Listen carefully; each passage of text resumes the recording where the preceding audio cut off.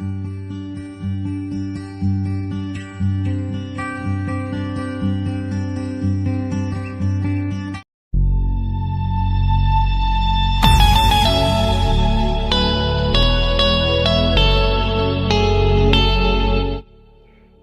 বন্ধুরা, welcome to my channel Kakoli kitchen BD.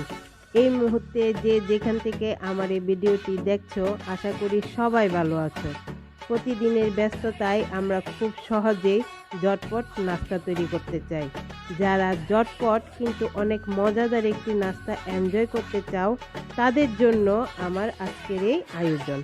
তাছাড়া বাচ্চাদের টিফিনেও এই নাস্তাটি ঝটপট তৈরি করতে পারবে।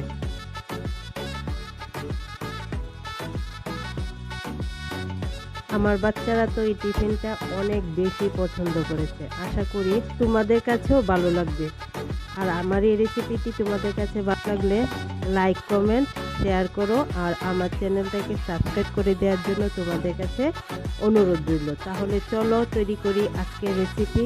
আজকের রেসিপি তৈরি করার জন্য আমি এখানে নিয়ে নিয়েছি কিছু সসেস। তারপর এই সসেসগুলো আমি এবার টুকরো টুকরো করে কেটে নেব। আশা করি তোমরা স্ক্রিনে দেখে বুঝতে পারছো আমি কেমন করে টুকরো টুকরো করে কেটে নিয়েছি।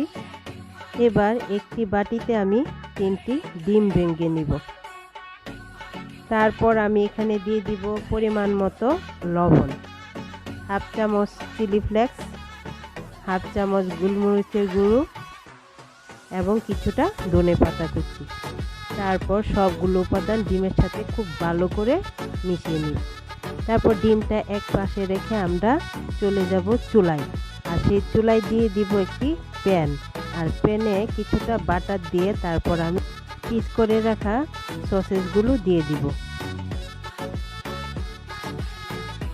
সবগুলো সসেস প্যানে দেওয়া হয়ে গেলে, এক পাশ হালকা ফ্রাই হয়ে গেলে এবার আমরা অপর পাশটাও হালকা ফ্রাই করে নিব।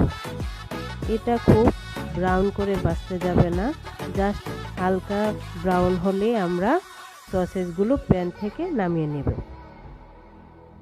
দেখো আমার সসেসগুলো খুব সুন্দর করে ভাজা হয়ে গেছে। এবার আমি আমার সসেসগুলো প্যান থেকে নামিয়ে রাখবো। তারপর সেম প্যানে আবারও কিছুটা বাটার দিয়ে তারপর আমি এখানে দুটো পাউরুটি দিয়ে দিলাম। পাউরুটি দুটি আমি দুপাশ হালকা করে ভেজে নেব। পাউরুটির দুটো হালকা ব্রাউন করে ভাজা হয়ে গেলে এই দুটি পাউরুটি আমি তুলে রেখে আবারও সেম প্যানে বাটার দিয়ে আরও দুটি পাউরুটি হালকা ব্রাউন করে ভেজে নেব। এই দুটি পাউরুটিও বাদামি করে ভাজা হয়ে গেলে আমি প্লেটে তুলে রাখব। তারপর আবারও প্যানে দিয়ে দিলাম কিছুটা পরিমাণ বাটার। বাটারটা চারিপাশে ভালো করে ছড়িয়ে তারপর এখানে আমি দিয়ে দিলাম ডিমের মিশ্রণটা। এই পর্যায়ে তোমরা চুলার আঁচটা একদম লোতে করে রাখবে, কারণ তোমরা তো জানোই ডিম খুব তাড়াতাড়ি কুক হয়ে যায়। তারপর আমরা প্যানে দিয়ে দিব ভেজে রাখা দুটি পাউরুটি। পাউরুটিটা দিয়ে সাথে সাথে আমরা এক পাশ উল্টে দিব। তারপর ডিমটার এক পাশ ভাজা হওয়া অবধি অপেক্ষা করব। ডিমটার এক পাশ ভাজা হয়ে গেলে তারপর আমরা এটা উল্টে দিব। তারপর আমরা ডিমের দুটি পাশ ভাজ করে দিব। দেখো স্ক্রিনে আমি কেমন করে ডিমটা ভাজ করে দিচ্ছি। তারপর এখানে আমি দিয়ে দিলাম কিছুটা টমেটো সস। টমেটো সসটা আমি খুব ভালো করে ডিমের সাথে মিশিয়ে দিব। তারপর এখানে দিয়ে দিব আমি ভেজে রাখা সসেসগুলো আমি দুটি পাউরুটির উপরেও সুন্দর করে বিছিয়ে দিলাম। তারপর এখানে দিয়ে দিব আমি চিজ।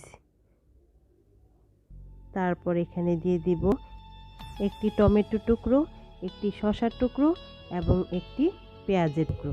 তারপর উপর থেকে দিয়ে দিব আরও বাকি দুটো ভেজে রাখা পাউরুটি। পাউরুটিটা দিয়ে একটু চেপে দিব। তারপর ডিমটা মাঝখান থেকে কেটে দিব।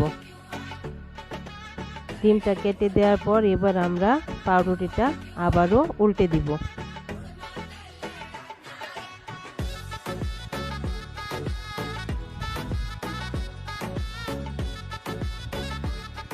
দুটি পাউরুটি উল্টে দেওয়ার পর আবারও সামান্য ভেজে নিব। আর সামান্য ভেজে নিলেই তৈরি হয়ে যাবে আমাদের আজকের মজাদার ইয়ামি স্যান্ডউইচ।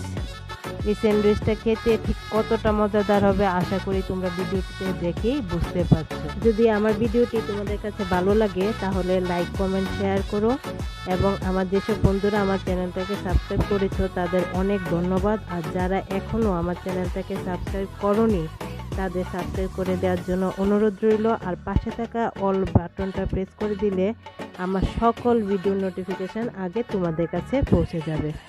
তাহলে দেখা হবে পরবর্তী নতুন কোনো ভিডিওতে। ততদিন পর্যন্ত ভালো থাকবে। Tata, bye bye.